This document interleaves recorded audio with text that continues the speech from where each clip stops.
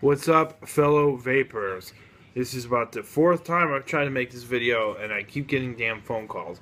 I'm about to turn my damn phone off. Anyway, review on the Sigelei 100 Watt Plus. This is the new updated version of the Sigelei 100 Watt. The Sigelei 100 Watt had some stupid crap done to it that basically was the stuff that was out on the market, so they tried to copy, and you know, it doesn't really work when you try to make a new innovative product and you use the same features as other products. Anyway, the new one has this cool like machine thing on it going on. I think it's cool. A lot of people are talking shit about it. I mean, it's interesting, you know, it makes it a little bit more flashy. The edges are beveled, as you can see. It has the new updated spring-loaded 510 connection, which is awesome because you don't have to bring a screwdriver with you, and that stupid pin that they had in the original one would like fall out and, you know, lose connection with your RDA. It was just a pain in the ass, so they got rid of that, which was great. They didn't really change too much on the display. As you can see, the display here, you have your ohms, you have your volts, you have your watts, and your battery percentage. It is, I think, really good. You know, it doesn't have that stupid thing like a lot of those clone crap has going on where, you know, it shuts off and then you gotta wait until it comes up with their stupid screen and then vape on it. This thing, you can hit the button, take a toll. It's great. What they've also updated now, on the original Sigelei 100 Watt, it had screws in the back plate. Now this is all magnets. Awesome. Glad that they listened finally, you know, and updated their crap because it's really annoying. To carry around screwdrivers. I have about 10,000 screwdrivers that I get with my RDAs. I don't need any more damn screwdrivers with my devices. I do have in here 2 Sony VTC5s. I would recommend using the Sony VTCs. Obviously now the VTCs are harder and harder to come by because Sony isn't making them anymore.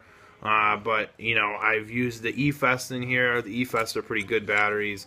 Just basically, I mean, if you're going to do high wattages and stuff, you want to, you know, be on the safest battery that you can get. And the VTC5s are top-notch, top-rated. That's what I run with. I did pay quite a bit for them. I think I paid like $22 for 2 of them. In my terms, that's a lot because I vape clones.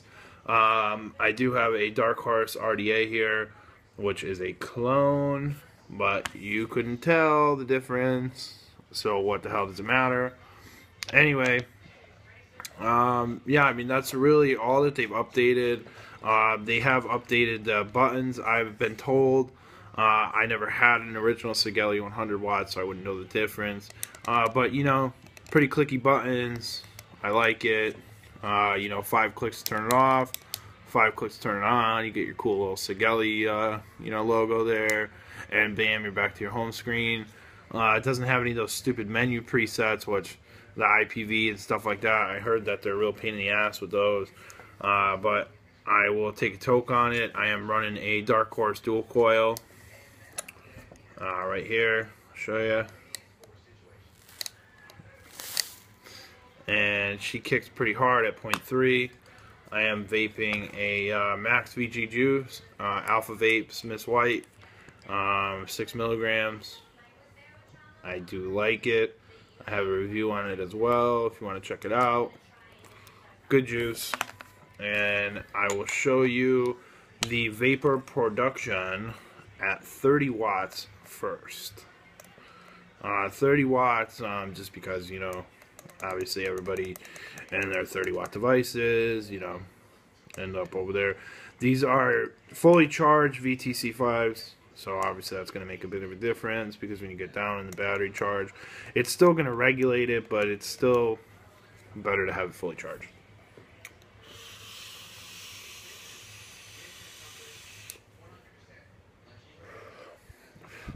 30 watts. I have been vaping at a lot of higher wattages, so 30 watts doesn't really feel much to me.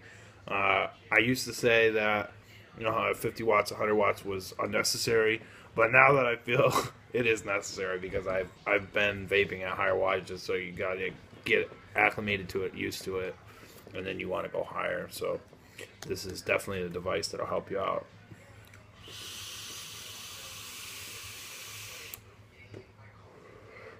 And that's a nice vape. The flavor is good there.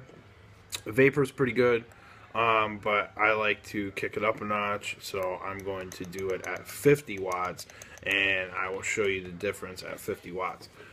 You can see there. I can't really see it too well, but try. Anyway, it says 50 watts.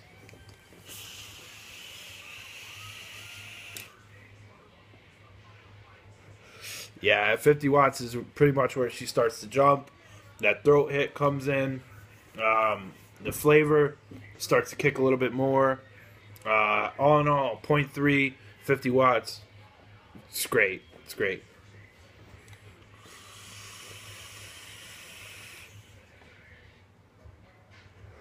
As you can see, the vape production is awesome. Obviously, that's also probably due to my Dark Horse because the Dark Horse is a beast. And now we'll go up to 60 watts. 60 watts is pretty much my sweet spot. I like to be in that range at 60 watts. The flavor is awesome. The throat hit is awesome. And the vapor production is really good.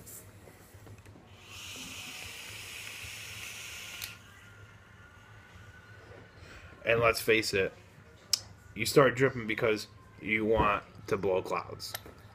And that's what this thing did for me. I do have a Hannah Mods 30 watt DNA, authentic. I liked it for a while. Now I just use it for my Atlantis. That's it. She got downgraded.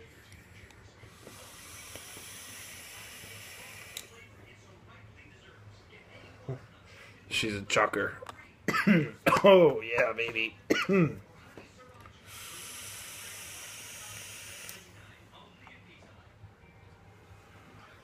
Like I said, 60 watts is like, boom, right there. That's exactly where you want to be. Anything, well, I'm starting to kick my ass. 6 milligrams is definitely not good for a review. Holy shit. But the 60 watts, I mean, this is like the thing you come home, you take a couple tokes on it and you're set, like, or you could be, watching some TV, you want to take a little rip, right there, bam, you want to take it down to 30 watts because you don't really want that much, you can do it. You want to take it up to 100 watts, which is retarded, and that's just to show off, but, you could do it with the Sigelei. I love the Sigelei 100 watt plus. I would have never bought the 100 watt original because I heard so much bad shit about it with the screws and no spring loaded 510, and I was going to buy a Vapor Shark, but I wanted the higher wattage. I wanted to go up, and I didn't want to spend another $300 on an authentic Hannah Mods because now they came out with the 40 watt, and if you get the clones, you can't really do much with the clones because the clones ohm jump all the time. They break, they're pieces of crap, and they still haven't got them right. Anyway, I vape clones, and I would not recommend buying a Hannah clone. If you're going to do it, just spend the $200, $300 or whatever it is, and get yourself an authentic one because it's going to last longer, and you're going to enjoy the vapor more. If you want to stay in the lower range, I paid $97 for this thing, and across the board, no complaints whatsoever. They did it right. And this is definitely my go-to drip device. I have mechanical mods. I haven't used them since I got this thing because this thing is awesome. I am a regulated kind of guy. And I would rather push a button and have it do it for me. I don't want to go through blowing up batteries and shit like that and having to worry about calculating ohms and stuff. I'm not a mathematician. I want to just push a button and vape. That's it.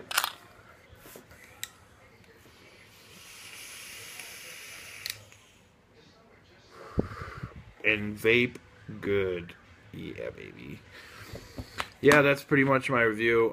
This thing, on the specs of it, it goes down to 0.15, I believe. And it goes all the way up to 3.0, which is pretty good range. Anything that I put on here has worked. Any of my RDAs, they work good, and I have probably about 20 of them. The Dark Horse is my go-to just because of the vapor production. The Plume Veil 1.5 I have, it's right up there. But the Dark Horse is definitely better than those two. The Dark Horse itself has like 16 different airflow options. You can do all kinds of crazy stuff with the Dark Horse. But I just have it on dual coil, have it wide open, and I got my wide bore drip tip. Sweet. That's all I need. As you can see, it chucks.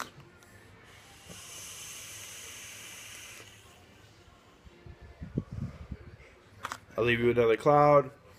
Ends my review.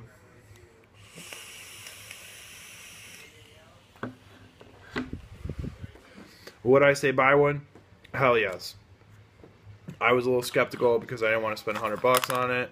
Like I said, I got the Hannah mods, and you know, I spent like $2 something on it.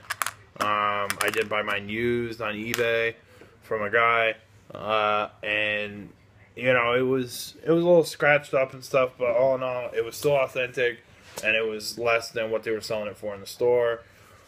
And I thought it was good. I used it for a while.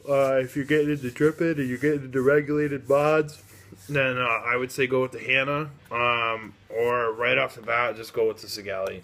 Because the Sigelei, the price point is awesome. The performance is right on. You know, rides right along with the Hannah. And it's like a quarter the price. It does more higher wattages than the Hannah. And I think, personally, it looks cooler. But, hey, that's just me. Anyway, check it out. You know, if you like it, let me know. Throw me a comment or something. I'd like to say, you know, that I helped somebody along somewhere, some way. You know, I wish I would have came across these reviews before I bought the Hannah, because I probably would have bought the Sigelei. But I think at the time, the Sigelei 100 Watt Plus wasn't out. But all in all, whatever. You know, it's all personal preference, and just vape on, and you know, keep doing what you guys do. Support that community, and put the awareness out there. Hell yeah.